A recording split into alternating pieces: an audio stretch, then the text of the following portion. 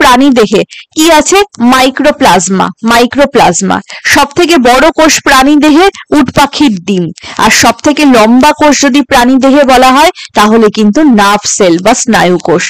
তাহলে পর পর একদম মনে রাখতে পারো, বা আমি এইভাবে মনে রাখতাম। এই দেখো, মনে রাখবে MEN, মেন। মেন মানে কি?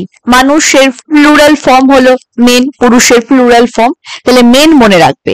এম ফর মাইক্রোপ্লাজমা, সব থেকে ছোট প্রাণী দেহের প্রাণী একটা কোষ। উট পাখির ডিম, সব থেকে লার্জেস্ট যে উট পাখি বা অস্ট্রিচের এগ, সব থেকে লার্জেস্ট সেল। আর স্নায়ু কোষ হলো সব থেকে লংগেস্ট সেল। ঠিক আছে, এবার উদ্ভিদ দেহে পড়বো। উদ্ভিদ দেহে মনে রাখবে OAR, OAR। অস্টিওকক্কাস উদ্ভিদ দেহে সব থেকে ছোট কোষ। সব থেকে বড় কোষ হলো অ্যাসিটাবুলেরিয়া। আর রামিটা হলো সব থেকে লম্বা কোষ। ঠিক আছে, আর একটা যেটা, সেটা মানব দেহে সব থেকে ছোট কোষ হলো সেরিবেলামের গ্র্যানিউলা কোষ। আর সব থেকে লংগেস্ট যেটা আমি বললাম সেটা হলো স্নায়ু কোষ, স্নায়ু কোষ। ঠিক আছে, আশা করি আর কোনো অসুবিধা নেই এইটুকুর মধ্যে।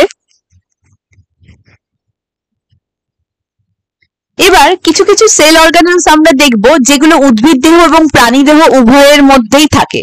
আবার কিছু কিছু আমরা দেখব যেটা উদ্ভিদ দেহে থাকে কিন্তু প্রাণী দেহে অনুপস্থিত। আবার কিছু কিছু এমন দেখব যেটা প্রাণী দেহে আছে কিন্তু উদ্ভিদ দেহে তার প্রয়োজন নেই। তাহলে এখন আমরা যেটা দেখব, উদ্ভিদ এবং প্রাণী উভয়ের মধ্যেই আছে এমন কি কি তোমার কোষ অঙ্গাণু রয়েছে। একটা হলো mitochondria. Mitochondria power house, mitochondria. তারপর দেখো ER, endoplasmic reticulum. ACR, smooth endoplasmic reticulum. আর রাফ এন্ডোপ্লাজমিক রেটিকিউলাম।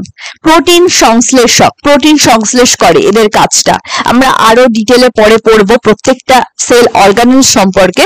তখন আমরা দেখব যে এটা কিন্তু প্রোটিন সংশ্লেষ করে।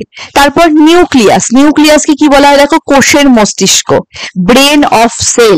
নিউক্লিয়াসের কত কাজ! নিউক্লিয়াসের আবার 4টে ভাগ আছে, মানে 4টে পার্ট আছে। নিউক্লিওলাস, নিউক্লিওপ্লাজম, নিউক্লিয় রেটিকিউলাম বা নিউক্লিয় জালিকা এবং নিউক্লিয়ার মেমব্রেন বা নিউক্লিয় পর্দা। প্রত্যেকটার কাজও আমাদের দেখতে হবে। গোলগি বডি, গোলগি বডিও আছে।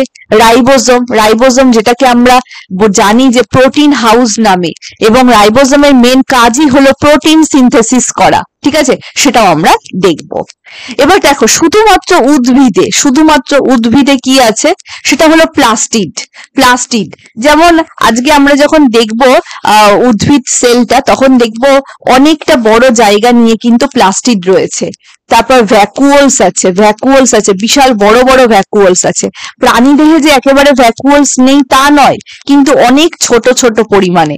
আর উদ্ভিদে কিন্তু বিশাল বড় পরিমাণে ভ্যাকুওলস আছে, কারণ তাদের খাদ্য সঞ্চয় করে রাখতে হয় এবং সেই কারণে উদ্ভিদ কিন্তু বহুদিন খাদ্য ছাড়া থাকতে পারে। এবং প্লাস্টিড দেখো, ক্লোরোপ্লাস্টিড আমরা জানি সালোক সংশ্লেষে সাহায্য করে। ক্লোরোপ্লাস্টিড গ্রিন কালারে।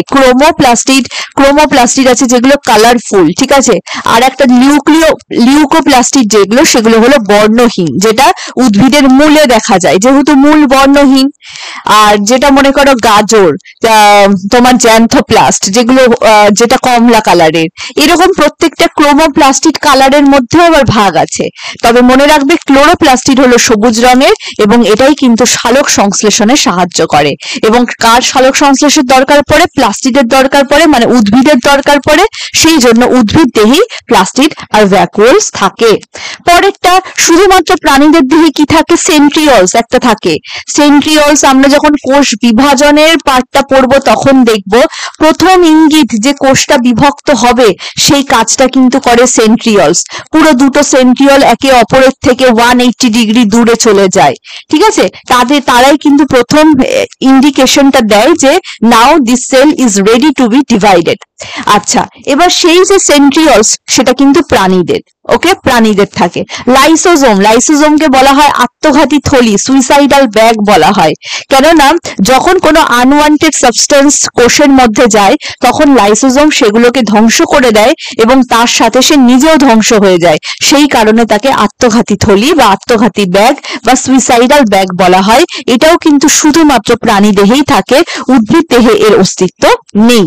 ওকে, এবার দেখো আমরা দেখব যখন এক একটা কোষ অঙ্গাণুর না এক এক রকম বৈশিষ্ট্য, কোনোটার মেমব্রেন বা কোষ পর্দা যেটা সেটা আছে, কোনোটার নেই, আবার কোনোটার এক পর্দা আছে, এক স্তর বিশিষ্ট পর্দা আছে, কোনোটার আবার দ্বিস্তর বিশিষ্ট পর্দা আছে, এরকম দুটো স্তর আছে, কোনোটার আবার কোনো মেমব্রেন নেই। ঠিক আছে, আমি জানি এগুলো ভীষণ কনফিউজিং, সেই কারণে আমি তোমাদের উইথ ট্রিক্সই পড়াবো। দেখো, কোনো মেমব্রেন নেই সেটা হলো CR, মনে রাখবে, ক্লাস রিপ্রেজেন্টেটিভ। তোমরা জানো, তোমরা যারা কলেজে বা ক্লাসে যখন পড়েছো, স্কুলে, তখন আমাদের কিন্তু একজন করে ক্লাস রিপ্রেজেন্টেটিভ থাকে যে পুরো ক্লাসকে রিপ্রেজেন্ট করে। তাহলে CR মনে রাখবে, C ফর সেন্ট্রিওল আর R ফর রাইবোজোম। এই সেন্ট্রিওল আর রাইবোজোমের কোনো মেমব্রেন নেই। তারপর দেখো ডাবল মেমব্রেন, কোনোটার বললাম আমি দ্বিস্তর বিশিষ্ট মেমব্রেন পর্দা থাকে। তাহলে তার জন্য যে ট্রিক্সটা সেটা মনে রাখবে, my name is Charlie. My মানে হলো my for mitochondria, name for nucleus, আর চার্লি ফর ক্লোরোপ্লাস্টিড। এই মাইটোকন্ড্রিয়া, নিউক্লিয়াস আর ক্লোরোপ্লাস্টিড এগুলোর কিন্তু ডবল পর্দা, ডবল মেমব্রেন আছে, এবং এগুলো ছাড়া আমাদের আর বাকি যা যা কোষ অঙ্গাণু রয়েছে সেগুলো সব এক স্তর বিশিষ্ট পর্দার মধ্যে চলে যাচ্ছে। ঠিক আছে, আশা করি তোমাদের ক্লাসটা ভালো লাগলো। যেটুকু অল্পটু আমাদের সময় ডেমো ক্লাস ছিল, বাট আমরা যখন একদম ফুল ফ্লেজেডে ক্লাস শুরু করব, আই এম কোয়াইট শিওর তোমাদের ভীষণ ভালো লাগবে। খুব তাড়াতাড়ি দেখা হবে আবার সম্পূর্ণ রূপে।